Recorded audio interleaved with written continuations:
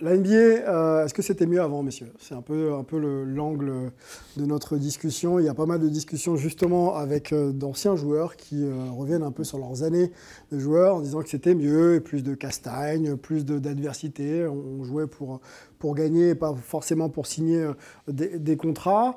La NBA aussi est reine pour mettre en avant ses légendes, que ce soit Bill Russell, Magic Johnson, Kobe Bryant et j'en passe, Michael Jordan.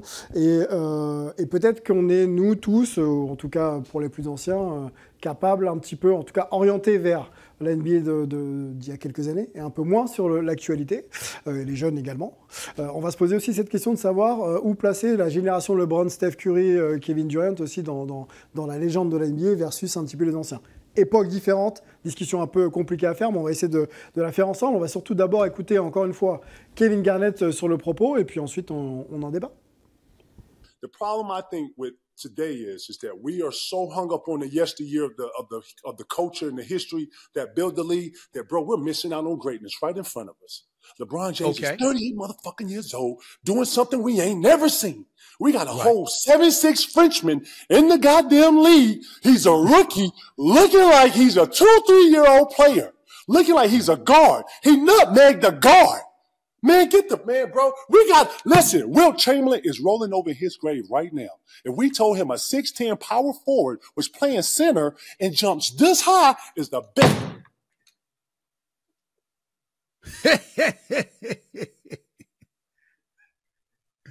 Bro, we got to get off it, bro. Bro, we got to get off this. You know why, Steve? I say this, bro, and I say this. And I say this to the world. I'm glad we on here. Sure. Bro, we got to get over this. Michael Jordan, Magic, they are the past. We got to embrace this new-ish. Bro, we ain't never seen Steph Curry. We ain't never seen nothing like Steph Curry. We ain't never seen it. Shoot some balls, bro. We keep talking about Jerry West. Shout that Jerry West was a super goon, did great things for the league. But yeah, we're in a new time, bro. Jerry West ain't never seen this type of range. La franchise, encore une fois, de Kevin Garnett et la sémantique de Kevin Garnett, au moins c'est direct, on sait de quoi il parle et surtout son opinion, sa prise de position. Sacha, la NBA d'avant, la NBA de maintenant, les performances de LeBron à 38 ans, est-ce que ça mérite vraiment encore plus que ce qui est fait dans l'environnement de la NBA, quoi? Moi, en vrai, alors même si la forme est très spécifique et que quitter son propre appartement lors d'une interview, je trouve ça très risible, je suis 100% d'accord avec lui. Okay. Alors, même à 3 milliards de pourcents. Je trouve qu'on passe à côté d'énormément de choses. Je trouve qu'on rend beaucoup trop hommage au passé et qu'on essaie de faire allégeance même au passé, d'essayer d'avoir la validation des anciens. Quand je vois la liste des 75 meilleurs joueurs de l'histoire, qui est un débat qu'on peut avoir tous les ans, etc., sans Tony Parker. Bah, il y a une mémoire sélective quand même. Et puis, ok, c'est des gens qui ont été là au début de la ligue, qui ont marqué. Il y a eu des joueurs exceptionnels. Hein. Quand tu vois des Larry Bird et tout, moi, ça me met d'accord, attention. Mais quand je vois des mecs qui jouaient le basket, où ça driblait comme ça, où ça shootait comme ça, je me dis, mais ces gars-là, je peux jamais les mettre dans les 75, même s'ils ont eu un impact. À ce moment-là, il y a des joueurs impactants, il y a des joueurs générationnels. Mais c'est pas, dans l'histoire du basket, c'est pas les plus grands, en fait. Le jeu n'a jamais été aussi technique et athlétique qu'aujourd'hui, ce qui fait que on a des prototypes d'athlètes qui n'existaient pas avant en termes de vitesse, de hauteur, de gainage, même de puissance dans ce qu'ils développent. Mais maintenant, on voit que les mecs sont capables d'envoyer des step-backs dans toutes les positions. On n'a jamais eu des joueurs aussi complets qu'aujourd'hui. J'ai du mal avec les témoignages de « ouais, avant ça bastonnait, c'était trop bien ». Mais les mecs bastonnaient parce qu'ils avaient que ça à faire, parce que entre guillemets, ils n'avaient pas le talent de faire autre chose. Donc moi, je suis 100% d'accord avec ça. Après, il y a les exceptions qui sont ces talents générationnels qui, selon moi, auraient pu évoluer dans n'importe quelle ère et dominer les Jordan, les Bird, etc. Des noms, s'il te plaît, Sacha. Jordan, Bird, Magic, je pense que Shaq également, c'est des joueurs n'importe quand, n'importe quel endroit, peu importe comment. N'importe quelle période, ils auraient été eux-mêmes. Ouais. Okay. Je vois pas. Oui, clairement, oui. Oh. C'est-à-dire que Bird, là, dans une ère où ça shoot à 3 points dans tous les sens, il faut avoir une vision de jeu, envoyer des extra-passes, je le vois très très bien s'épanouir. Jordan, dans sa capacité dans un jeu très espacé, à prendre les espaces, à claquer des gros dunks, à être très très dur en défense dès la montée de balle sur des joueurs athlétiques, je le vois bien s'épanouir. Oui, clairement. Paul, la NBA d'avant, la NBA de maintenant. Écoutez, j'ai envie de vous répondre oui et non. Oh, ok. Alors, Sacha a raison sur le côté, enfin, l'évolution athlétique. Enfin, je veux dire, ça, on peut l'observer. Enfin, et après, il y a quand même différentes périodes. Si on parle de Will Chamberlain qui jouait contre des plombiers, c'est quand même différent de l'époque. Bon, je grossis un peu le trait volontairement. Ouais. À l'époque des années 90. Où, alors, le côté physique, moi, ce que je reproche au jeu d'aujourd'hui, c'est le côté soft et le côté la moindre faute est sifflée. Alors, on n'a plus le droit de faire le hand-checking, c'est-à-dire de défendre avec la main, ça c'est depuis 97, je crois. On peut défendre en zone depuis 2001. Ouais. Donc, le jeu a été révolutionné sur plein d'aspects. Comme tu le disais tout à l'heure, il y a Curry qui a révolutionné le shoot, LeBron aussi. Mais moi, c'est ça qui me dérangeait un peu. C'est trop soft maintenant. C'est le côté, tu dunks sur un adversaire et tu n'as même pas le droit de le regarder, tu n'as pas le droit de te lever du banc et tout. C'est trop Est-ce que c'est facile ? Est-ce que, justement, ce côté aseptisé et le jeu rendu, entre guillemets, facile, on dit bien encore une fois, entre guillemets.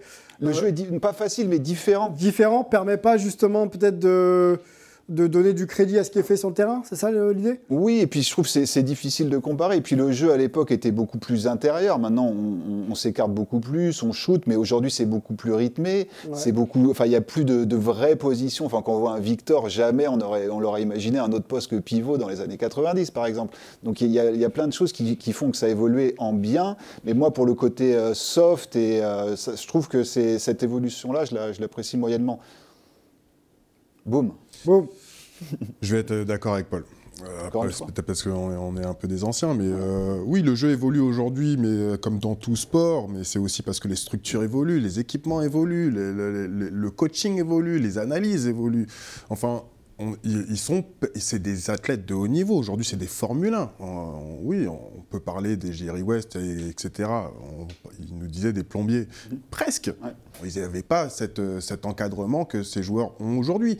Et en plus, on facilite le jeu. On est toujours dans l'offensive à chaque fois à outrance. Ouais. Donc c'est pour ça que justement, les fautes sont sifflées tout le temps. Les joueurs peuvent aller 10, 15 fois sur la ligne de lancer franc, ce qui n'était pas le cas avant. Jordan, il se faisait découper. Il n'allait pas sur la ligne de lancer franc.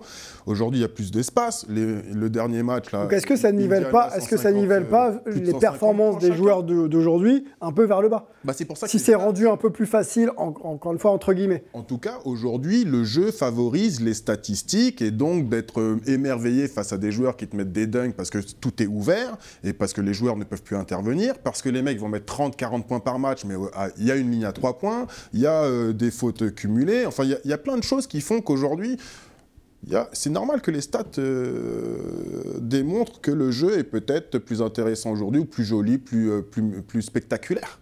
Mais pour moi, c'est pas le cas. Okay. Moi, à l'époque, voilà, Jordan était aussi spectaculaire qu'un LeBron James ou un AJ aujourd'hui ou autre. Olajuwon aussi était aussi impressionnant à l'époque avec ses moves, etc. qu'on peut trouver aujourd'hui avec des Chet Holmgren ou même Wemby qui va faire quelque chose de différent. Bah, voilà, aujourd'hui, il y a des joueurs d'aujourd'hui qui vont chercher Olajuwon pour leur apprendre à faire des skills et autres. Donc bon, c'est pas pour rien. C'est pas pour rien. Sacha, continuons encore un peu. On a quelques minutes autour de cette comparaison un petit peu difficile. Tu mentionnais Bird, Jordan. Tu disais que c'était des joueurs qui auraient pu s'adapter à la NBA d'aujourd'hui. Ouais.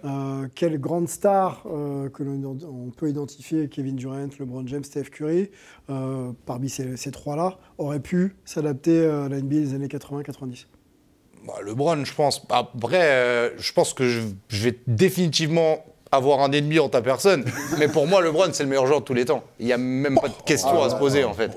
Donc, je sais, je vais là, forcément, je vais me manger. On n'a pas 3 heures d'émission, Sacha. C'est ça le problème. Flopper, je vais essayer d'aller très vite. Là, c'est sûr qu'on n'est pas du tout d'accord. Là, t'es devenu mon ennemi. Non, mais juste parce que c'est du basket, en fait. C'est que LeBron, c'est le basket. Ce qu'il fait, c'est le basket. Quand il décode toutes les équipes adverses, leur manie, qu'il connaît tout leur système sur plusieurs années, qu'il limite dit à des rookies « Je sais où tu vas aller, là, c'est là-bas ».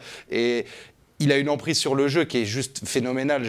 Après, je suis admiratif, je ne suis pas très objectif, très clairement. Mais... Pas du tout. Mais je ne le vois pas avoir une situation de difficulté dans un match de basket parce que il sait tout faire. Et c'est en attaque, c'est en défense, c'est pour les coéquipiers, c'est pour tout le monde. Donc LeBron, il aurait dominé n'importe quand. Et si ça avait été plus physique, il aurait blessé beaucoup de gens en attaquant, je pense. Moi, le seul problème que j'ai avec ça, Sacha, c'est que malgré tout ce que tu mets en avant, LeBron, avec ses titres, donc 4 titres NBA au moment où on parle, a plus perdu de finale que de gagner. Donc avec tous ses atouts, il a plus perdu que gagné. Mais la concurrence est plus rude aussi. Ça pose pas de problème. Ça me pose aucun problème parce que Jordan n'a pas atteint les finales aussi souvent que LeBron. Jordan est déjà sorti avant les finales. Est-ce que LeBron est sorti souvent avant les finales? Pas trop, à ma connaissance. Alors Jordan n'a pas connu de défaite en finale. S'il y va, il gagne déjà. Voilà, il n'a jamais connu de match 7. Apparemment, LeBron James, c'est celui qui marque le plus de points en match 7. Tu peux pas comparer à Jordan. Jordan n'a jamais connu un match 7, par exemple. Donc on est en train de comparer des joueurs qui déjà ne sont pas de la même époque. Tu disais justement qu'un mec comme Jordan pouvait jouer à l'époque de LeBron James. Mets Jordan dans un cadre, dans un encadrement comme LeBron a, avec une hygiène de vie, etc. Jordan, c'est Kobe Bryant. C'est Kobe Bryant. Non, pas du tout. Jordan, lui, il avait son cigare à la fin des matchs, dans les vestiaires. Ah, mais ça, c'est le problème de Jordan, mais pas celui de LeBron. Okay. Non, mais c'est le problème de cette époque-là.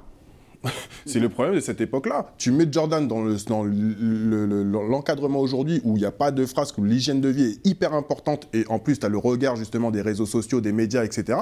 Tu fais pas ça. Je pense que LeBron James, si on va avancer et conclure, c'est lui qui s'est imposé sa propre hygiène et il dépense des millions de dollars pour sa santé. Jordan, s'il avait voulu, il aurait fait la même chose et je pense que ça leur a permis peut-être de faire plus long dans sa carrière. C'est que mon avis. Et on ne va pas relancer puisqu'on n'avait pas prévu de parler de LeBron et de Jordan, mais bon, voilà.